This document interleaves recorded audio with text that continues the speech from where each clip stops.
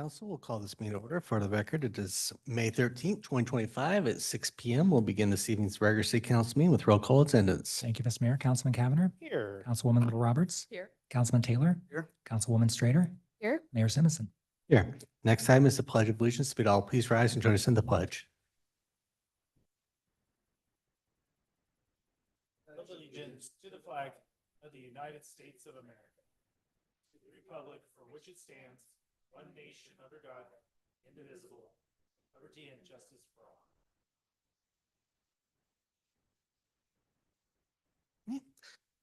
We had no one signed up for the community invocation, so we'll move forward with the adoption of the agenda. Mr. Mayor, Councilman Cavanagh. I move that we're going to adopt the agenda as presented. Second. Have a motion and a second to adopt the agenda as presented. Is there any discussion? If not, all in favor signify by saying aye. Aye. Opposed, nay. The ayes have it, and the agenda is agreed to. Next up is the consent agenda. Mr. Mayor, Councilman Cavanagh. I move that we approve the consent agenda for the mayor to sign and the clerk to attest. Second. Have a motion and a second to approve the consent agenda. Is there any discussion? If not, all in favor signify by saying aye. Aye. Opposed, nay. The ayes have it, and the consent agenda is agreed to. There were no items moved from consent agenda. Mr. Clerk, do everyone set up on the future meeting topics? Mr. Mayor, we do not. Okay, then with that, we will move on to action items. Our first item up is item 14, which is the fiscal year 2025 budget amendment amount of $1,870,000 for Meridian Fire Department ladder truck replacement. Turn this over to Chief Bloom. Good evening, Mayor, members of council. Yes, what you see before you is a budget amendment request for $1.8 million, and that's never an enjoyable place to come in front of council and ask for that kind of money. However, I think that you're going to see, and from expert opinion, as well as from our vendors, that you're going to see with the presentation that you're going to get this evening, that the truck 31, currently designated as truck 36, has exceeded its service life. It's served this community very well in a frontline status for 14 years, and it's been in a reserve status for the past 3 years. So this evening, you're going to get a presentation from our Division Chief of Logistics, Chief Josh Jansen. You'll also notice that we have our Deputy Chief, Charlie Butterfield, and myself. So if there are any questions, I think that we're going to be well equipped and well able to answer those for you this evening. So with that, I'll turn this over to Chief Jansen. And again, he is, I would call, a subject matter expert on not just this apparatus, but fire apparatus in general. So. Thank you, Chief. Mayor and members of the council, I'll run through the PowerPoint real quick. It's just 11 slides, but I think it'll bring some value and awareness to kind of the position we're in with our reserve ladder truck. So a little bit of background, we title it with the license plate there. So you'll often in this presentation see it referred to as MF021. And originally, like the fire chief stated, this was the original ladder truck placed into service. So it's been in service for a very long time. It was purchased in 2008. And again, it stayed as that frontline ladder truck until 2022. So far past, the standardized replacement schedule. It did serve as a reserve ladder truck for the additional 3 years, as mentioned. So for that's 7 years beyond kind of the historical value of a reserve ladder, frontline and a reserve. So we've run quite a bit of numbers with our two vendors. We do have two primary vendors that service this ladder truck for preventative maintenance, which you'll see referenced in the slides, and repairs. And that's Star Fleet out of Mid-Star Fire Department, and then Hughes Fire Equipment right here in town. So just from fiscal year 18 to 25, that repair cost $208,000 is just repair, not any of the maintenance to keep it running. So you see that just in the past 3 years, roughly $120,000 in vehicle repair cost. That's a relatively short period of time for that amount of money. In the last 12 months, this reserve ladder truck's been out of service for 197 days. That number came up just within the last week, up a little bit, but regardless, it shows a result of it being out of service for half the time. So 50% loss of availability of the service of the citizens.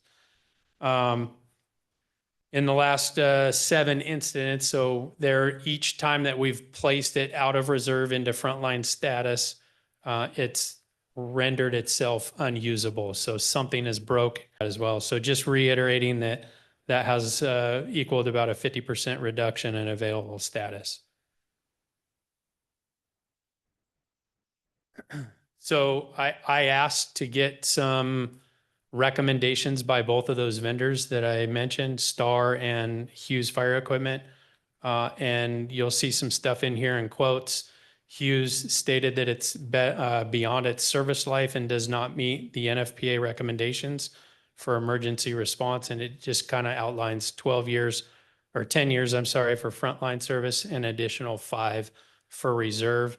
And then Starfleet, any future repairs would be temporary at best and would not restore reliability, or extend the overall lifespan meaningfully. So one of our most recent repairs was a head gasket replacement. So the head was removed from that vehicle. I specifically asked that they inspect the cylinder wear and the piston wear and give me some sort of lifespan. And they said 2 to 3 years max to continue that. So it would need a full engine rebuild after that, and that would be around $45,000.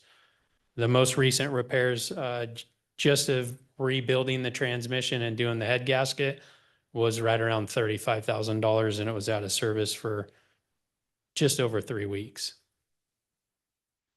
So right there, just kind of reiterating that both vendors, they see serious concerns with the reliability and the structural integrity of this apparatus. So there's things to consider like frame fatigue, stress, cracks and fractures, and we are dealing with the aerial ladder too. It's not just the frame of the apparatus, but putting a firefighter on a 100-foot extended ladder that has a lot of wear and stress was one of their concerns.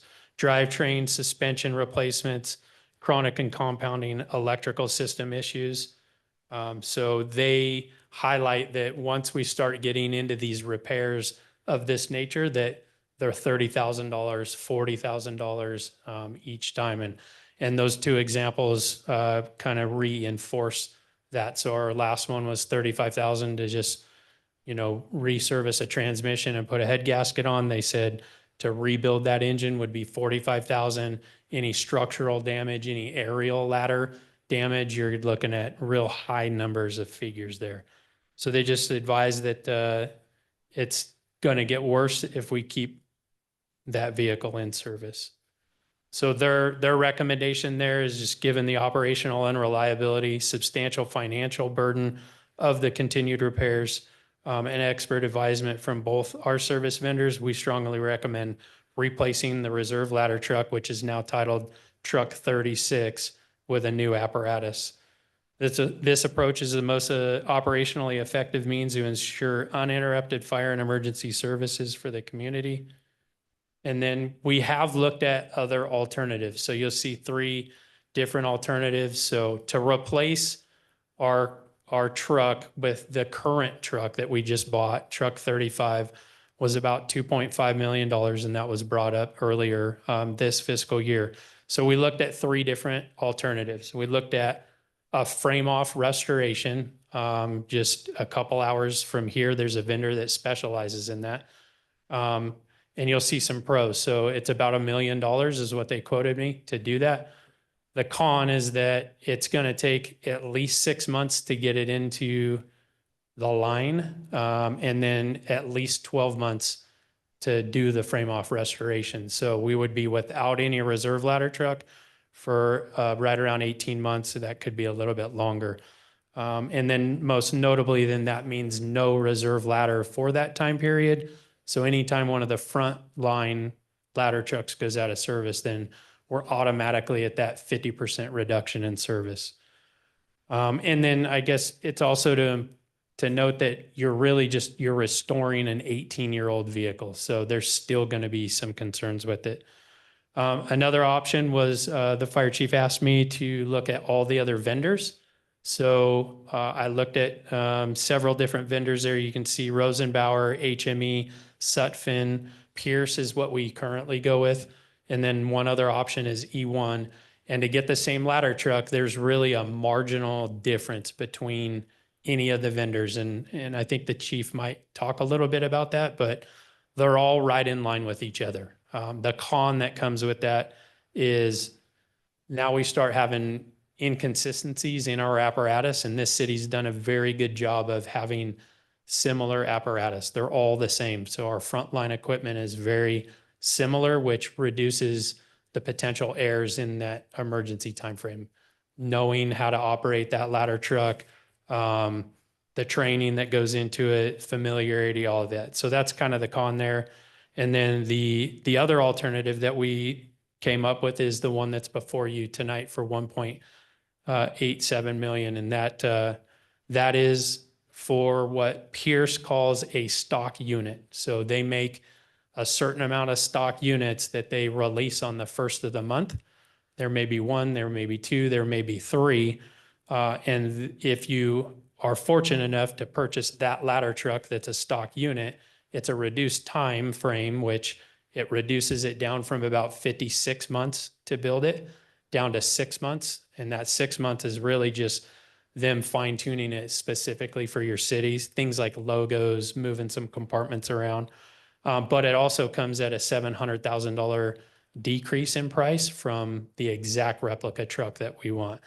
And I will mention that I just got off the phone with the Pierce dealer, and they actually have one of these trucks in stock available that if you made the decision, we could actually move forward with signing the contract and securing that vehicle before anybody else. We could do that as early as tomorrow, which would be a huge benefit. We could probably have that truck in service in the city, complete and ready to go somewhere between 4 and 6 months. So that's a huge pro there. The con is it's a little bit different than our truck. Really, the only main difference is it doesn't have the large basket that you're used to seeing. For the firefighters on the end of the aerial ladder, it doesn't have the basket.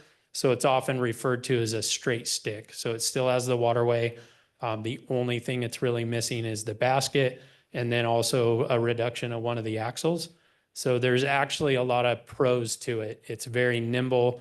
The turning radius is exceptional, so it can actually maneuver in some tighter spots, and in my opinion would be a very versatile ladder truck in this city for things like the village, these tight areas where one of our larger ladder trucks may be a little tight. It just gives us another option in our toolbox. So a little bit of difference, but not much. So I don't want to, beat this up too much, but I think it's important to mention how much time logistics has devoted to Truck 36. It's not just a matter of being out of service 50% of the time. It requires every time it does go out of service, it requires my time along with the fire captain of logistics to get it to a vendor, sometimes having to have it towed to a vendor. The time and energy that we're spending trying to defer regular maintenance on our 2 other ladder trucks to time it right to get Truck 36 in and out and stay operationally whole at that 100%. We've spent quite a bit of time on just trying to make the best out of Truck 36 as we can. And I think you're all aware of a couple of these examples. So this kind of the catalyst to this was on April 10th. Truck 35 was placed out of service. Originally, it was actually placed out of service because a private citizen ran into it. And I wanted to have it inspected over at Hughes.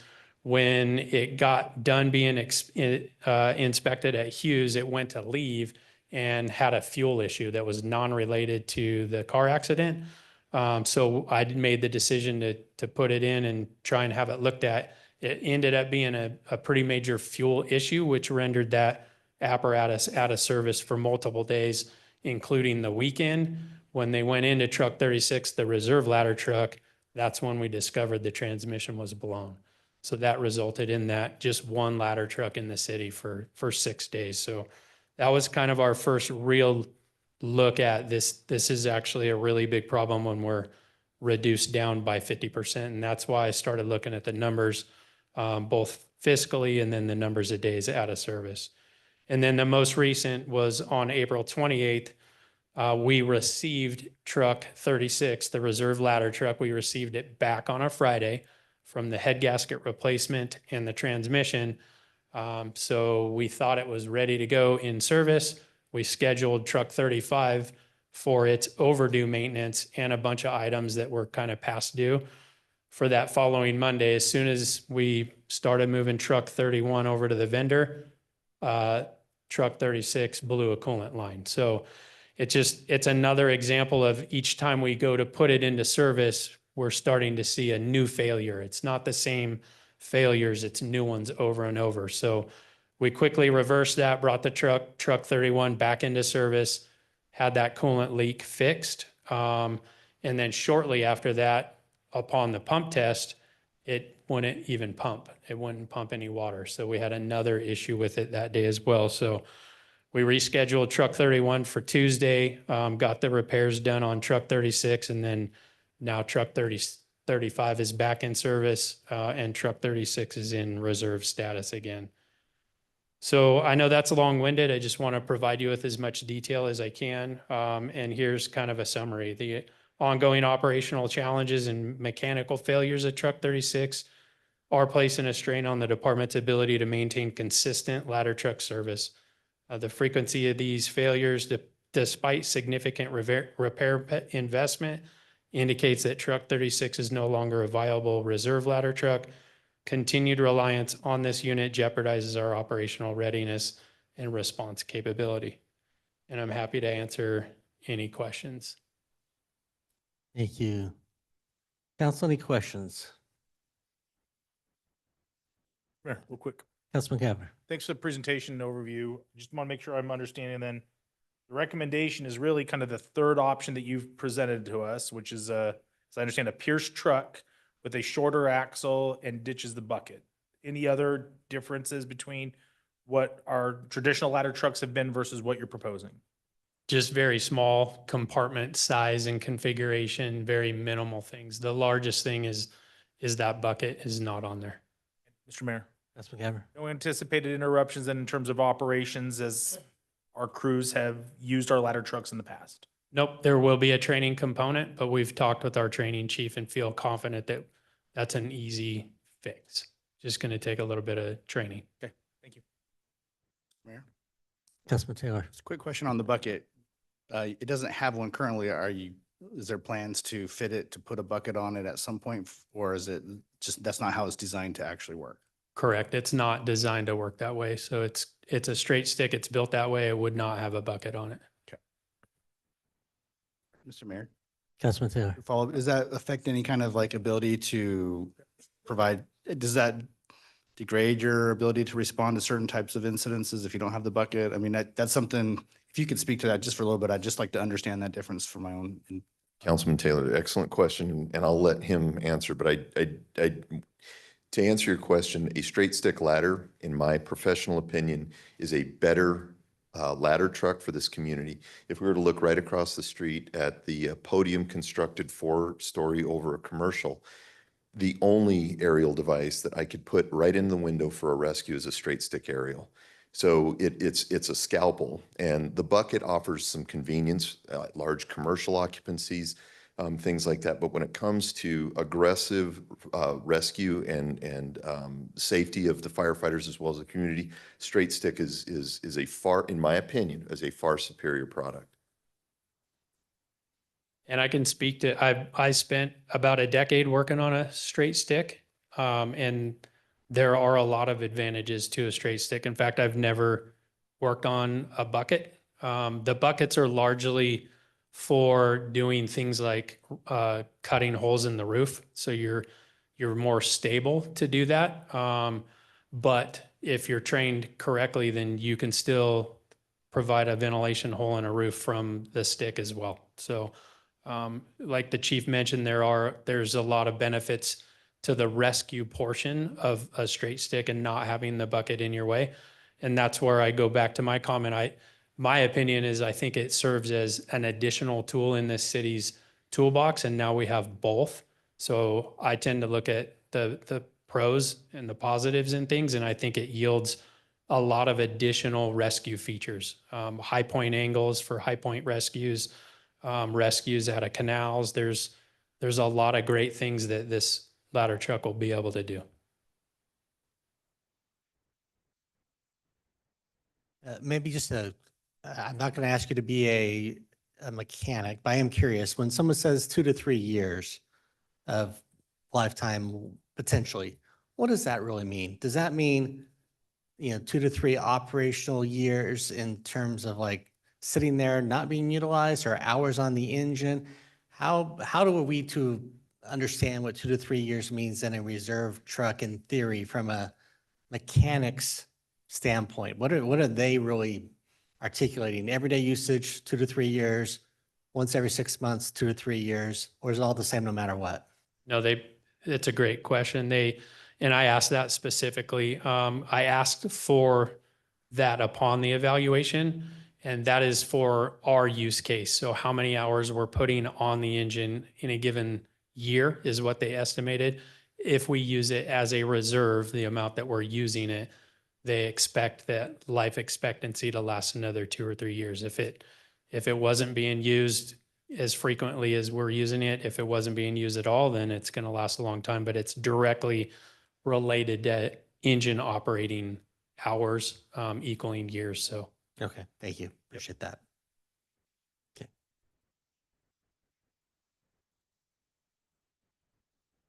Mr. Mayor, Councilwoman Schrader. want to just make sure in case any colleagues have any more questions, but I've been quiet, but I will chime in. No one will be surprised to hear my opinion. This, I would have loved if we could have waited until budget time. That would have been ideal to have this discussion, and we were really hoping to do that, but that is not, unfortunately, where we're at. We all live in reality together, and we have to, I think, respond to those circumstances. I provided a memo previously in April that had some pretty extensive Q&A, and then I have provided additionally, I forwarded the chief's memo, and then now everyone's seen this presentation.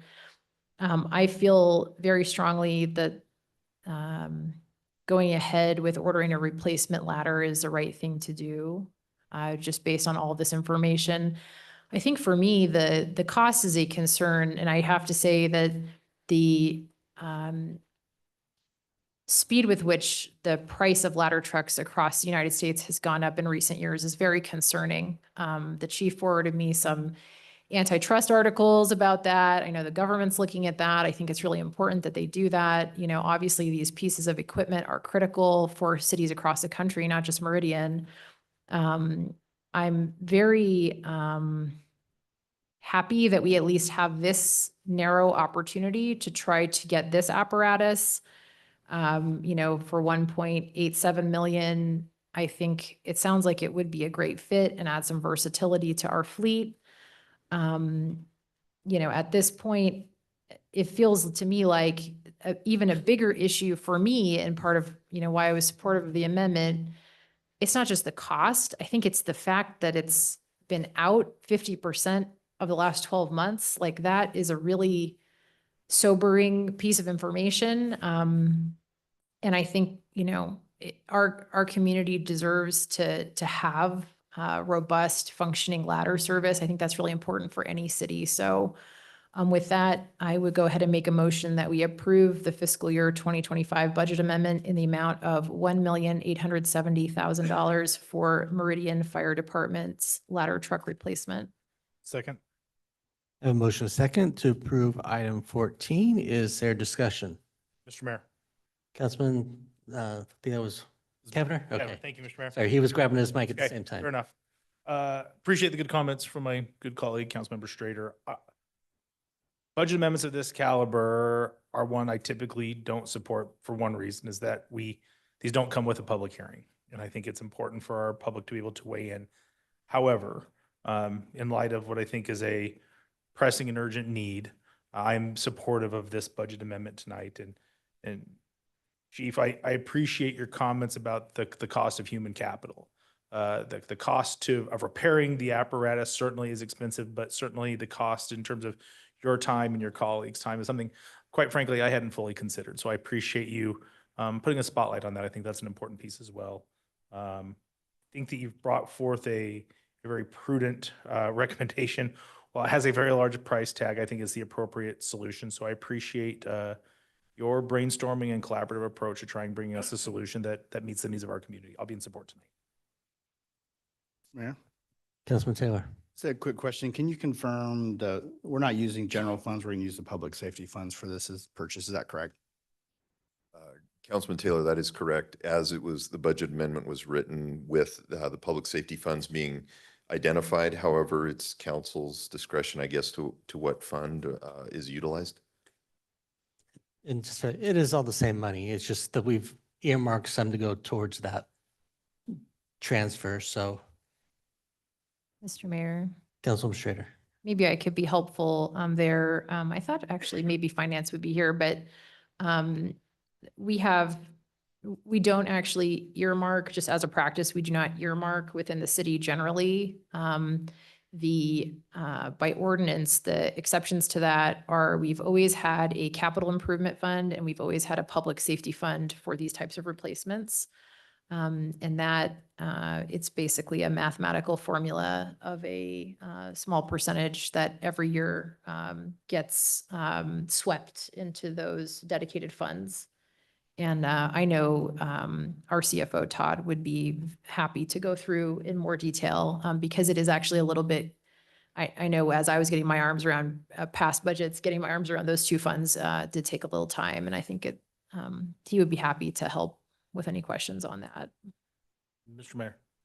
Councilman Cavanagh. Just to add to that for council's benefit, this isn't actually something that we've always done. It's probably only been in the past 10 or 11 years that we did that, in part because of the large price tag associated with these types of apparatuses, that we didn't want to be in a position of,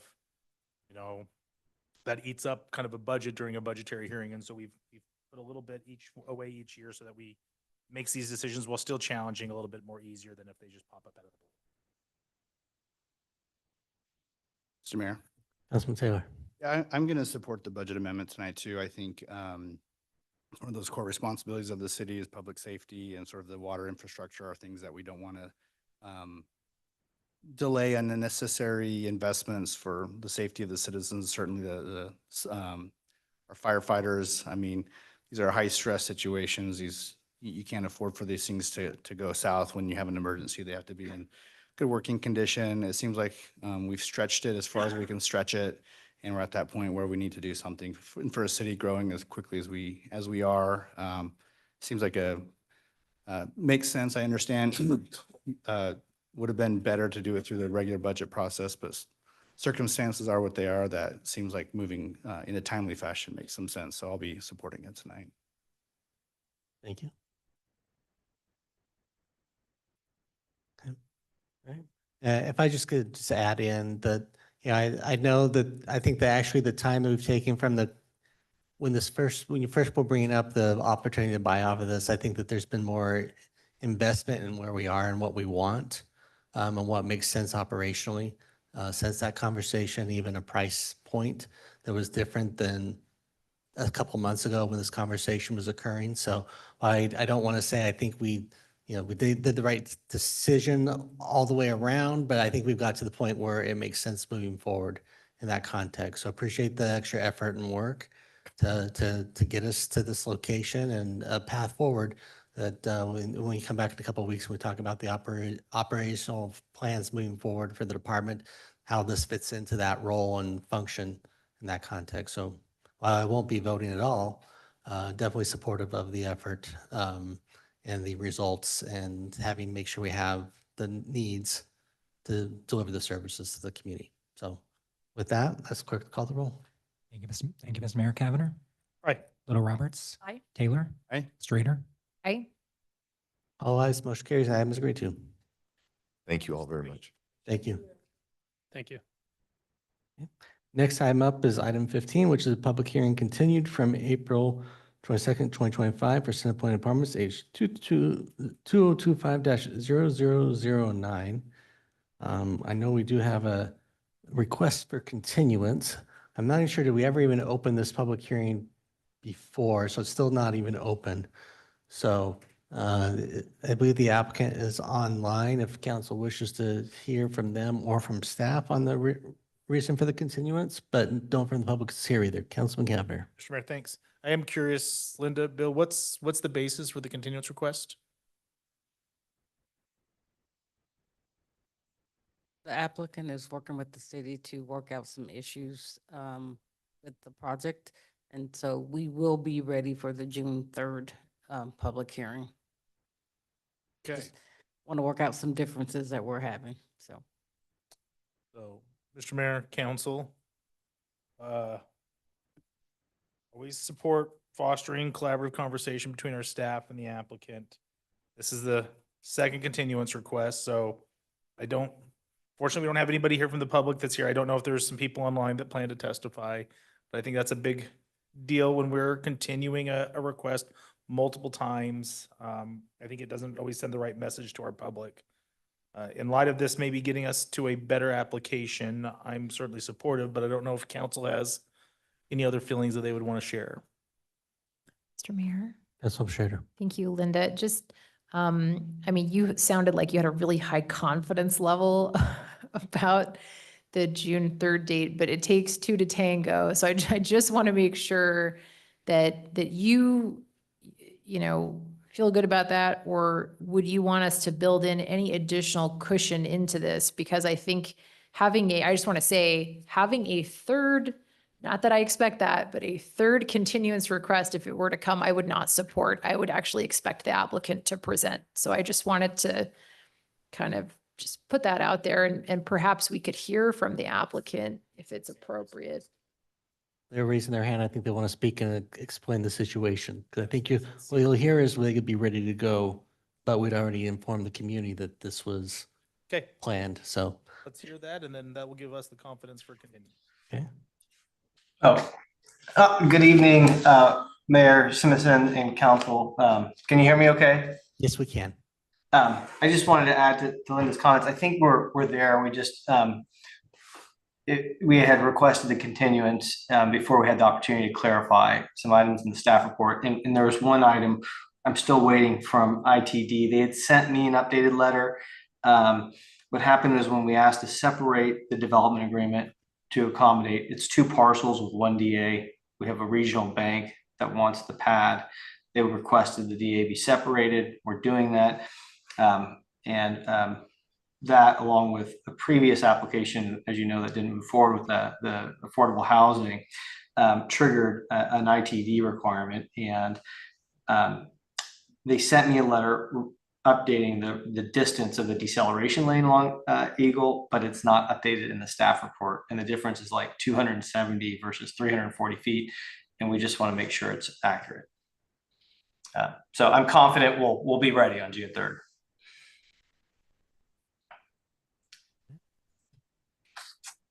Mr. Mayor, Councilman Schrader. this may be a follow-up. Sorry. I think I heard, I feel really confident from you. But I guess just to make sure, because it sounds like there's still some back and forth with ITD, and I can't really get into the middle of that. I just want to make sure, is June 3rd, like, because I guess what I was trying to warn you is, like, if on June 3rd you asked for a continuance, I'm just one person up here. All of us would have to weigh in on that, but I would probably say, no, I'd like you to present on June 3rd, unless there were some really crazy circumstances. So I think I want to make sure you're calibrating your timeline with feedback you've heard from other partners like ITD that you need to, discuss with. No, I don't blame you. We'll be ready on June 3rd. They've already sent it to me. I don't think it was incorporated. So, and I hear you loud and clear. Like I said, I don't blame you. We'll be ready. Sounds good. All right. Thank you. Mr. Mayor, Councilman Cavanagh. quick question for Mr. Johnson. How does our agenda look on June 3rd? Mr. Mayor, Councilman Cavanagh, that is a great question. I'm looking right now.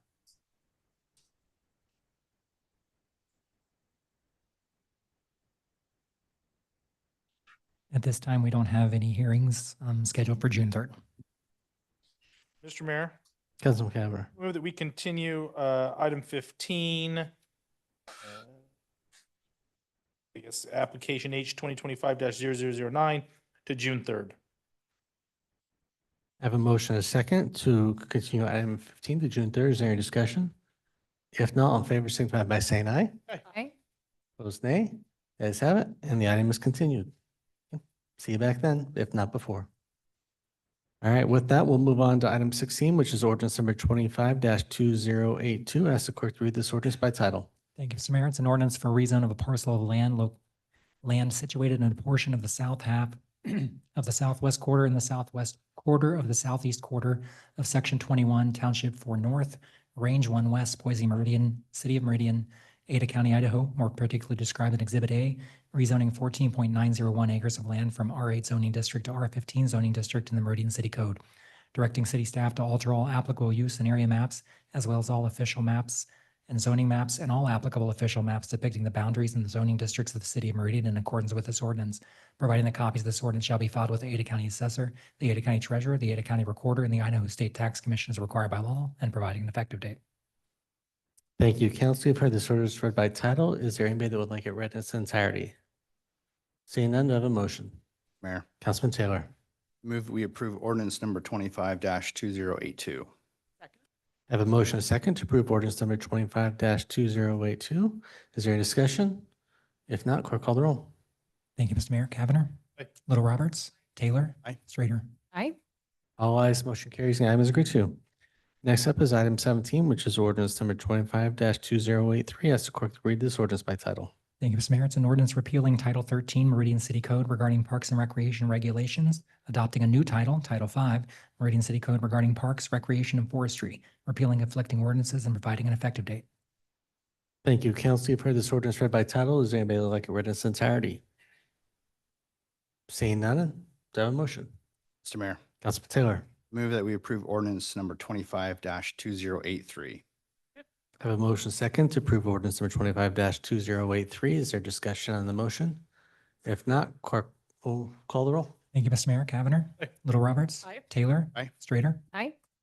All ayes, motion carries, and item is agreed to. Council, anything under future meeting topics? Mr. Mayor. Councilman Cavanagh. Real quick for council, it's looking like our meeting on the 27th that we currently don't have any agenda items, so unless something pops up in the next week or so, we won't have a meeting that evening.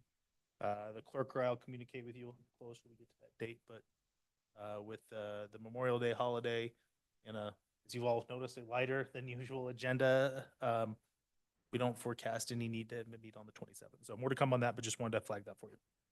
Mr. Mayor? Councilman Strader.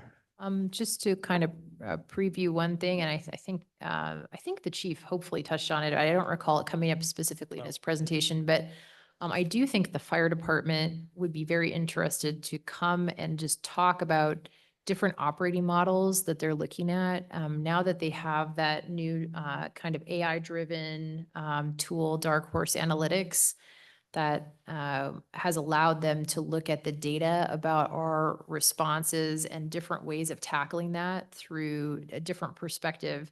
I think it could just be a really good workshop, like an educational session for us. So I just wanted to throw that out there that I think they would like to come back when they have the full council to kind of dig into that, because it's more of a brainstorming type discussion. Councilmember Schrader, I'm sorry, Mr. Mayor.